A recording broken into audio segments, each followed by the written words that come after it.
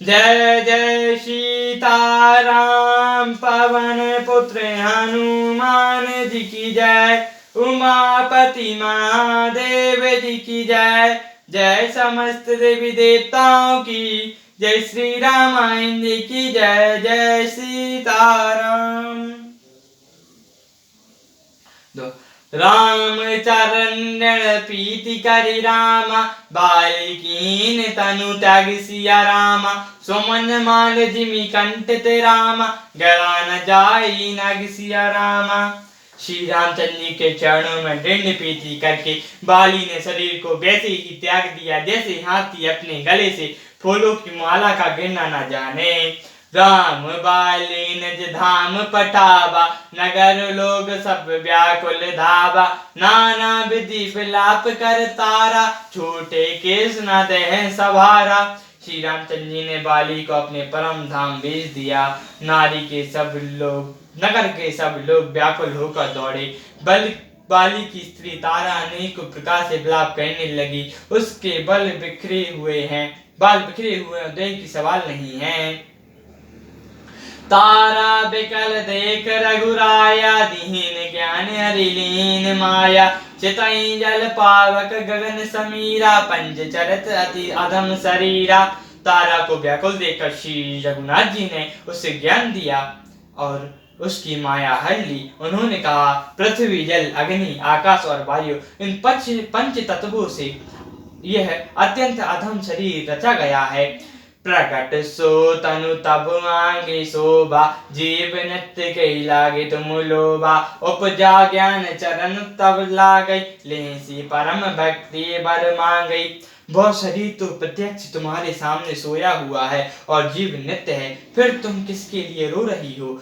जब ज्ञान उत्पन्न हो गया तब वह भगवान के चरणों में लगी और उसने परम भक्ति का वर मांग लिया। उमा दारो ज्योति की नाई सबई नचावत राम गोसाई। तब सुग्रीव आए सुदीना मृतक कर्म विधिवत सब कीना।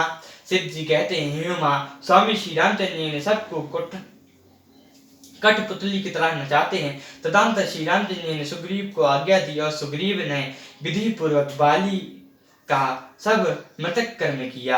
राम कहाँ अनुज समुझाई राजदेव सुग्रीव जाई। रघुपति चरण नाई करी माता चरे सकल प्रेरत रघुनाथा। तब श्री रामचंद्र जी ने छोटे भाई लक्ष्मण जी को समझाकर कहा कि तुम जाकर सुग्रीव को राज्य दे दो। श्री रामचंद्र जी की प्रेरणा से सब लोग श्री रामचंद्र जी के चरणों में मस्त रंगवाकर चले। लक्ष्मण तुरंत बुलाए पुरजन रामा विप्र समाज सिया रामा। राजुदीन सुग्रीव कह रामा अंगद कहूँ जब राज सिया रामा। श्री रामचंद्र जी ने तुरंत ही सब नगर वासियों को और ब्राह्मणों के समाज को बुला लिया और सुग्रीव को राज्य और अंगद को युवराज पद दिया। उमा राम हित जग माहि गुरु पितु मातु बंधु प्रभु नाही। सुर नर मुनि सब कई यह रीति स्वार्थ लागई करई सब प्रीति। हे उमा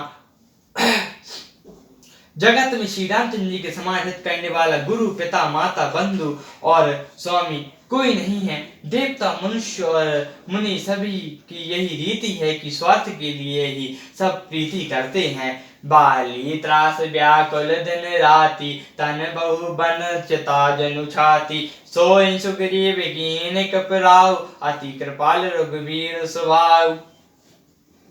जो सुग्रीव धनराज बाली के भय से व्याकुल रहता था, जिसके शरीर में बहुत से घाव हो गए थे और जिसकी छाती चिंता के मारे जल रही थी, उसी सुग्रीव ने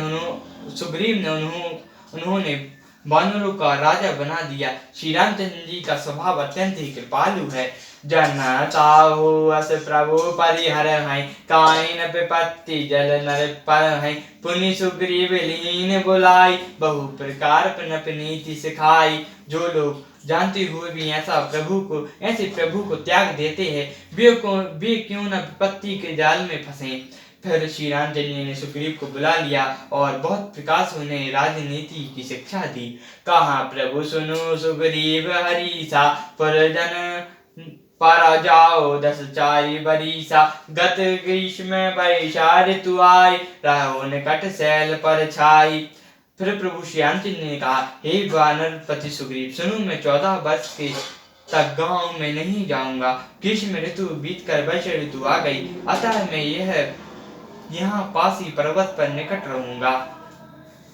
अंगद सहित करो तुम राजू, संतन हृदय धरो मम काजू। तब सुग्रीव पवन फिर आए, राम पवारन गिरि पर छाए।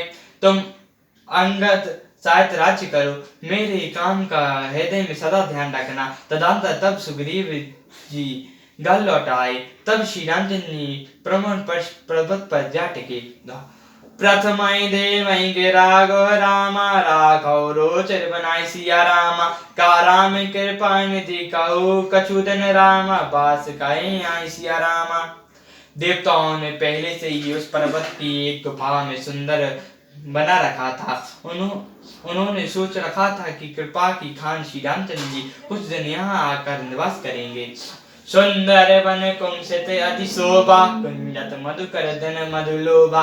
कंद मूल फल पत्र सुहाए, यही बधु बहुत जब ते प्रभु आए। सुंदर वन फूला हुआ अत्यंत शोभित है, मधु के लोभ से भौरों के समूह गुंजार कर रहे हैं। जब से प्रभु आए तब से वन में सुंदर कंद मूल फल और पत्तों की बहुतायत हो गई। देखई मनोहर शैली अनूपा, रहे ताहा अनुसहित सुर भूपा। मधुकर खगनक तनु तरि देवा, करई सिद्ध मुनि प्रभु की सेवा। मनोहर और अनुपम पर्वत को देखकर देवताओं की सम्राट श्री रामचंद्र जी छोटे भाई सहित वहां रह गए। देवता सिद्ध और मुनि भौर पक्षियों और पशुओं के शरीर धारण कर करके प्रभु की सेवा करने लगे। मंगल रूप वयोवन तब ते, कीन निवास रमापति जब ते। फटिक शिला अति प्रभु सुमित्र सुहाई, सुख आसीन कहा दो भाई। जब से रमापति श्री रामचंद्र जी ने वहां निवास किया, तब से वह मंगल स्वरूप हो गया। सुंदर स्पष्ट मणि की एक अत्यंत उज्जवल शिला है, उस पर दोनों भाई सुखपूर्वक विराजमान है। कहत अनुदिशन कथा अनेका, भक्ति बरत नीति निर्विवेका। वर्षा काल मेघ नभ छाए, गर्जत लागत परम सुहाय। श्री रामचंद्र जी छोटे भाई लक्ष्मण जी से भक्ति, वैराग्य, राजनीति और ज्ञान की अनेक कथाएं कहती हैं। वर्षा काल में आकाश में छाए हुए बादल गरजते हुए बहुत ही सुहावने लगते हैं। लक्ष्मण देखो मोर गण रामा, नाचत बारही पेखि सिया रामा। गाय व्यतीत हर्ष जस रामा, विष्णु भगत कहो देखि सिया रामा।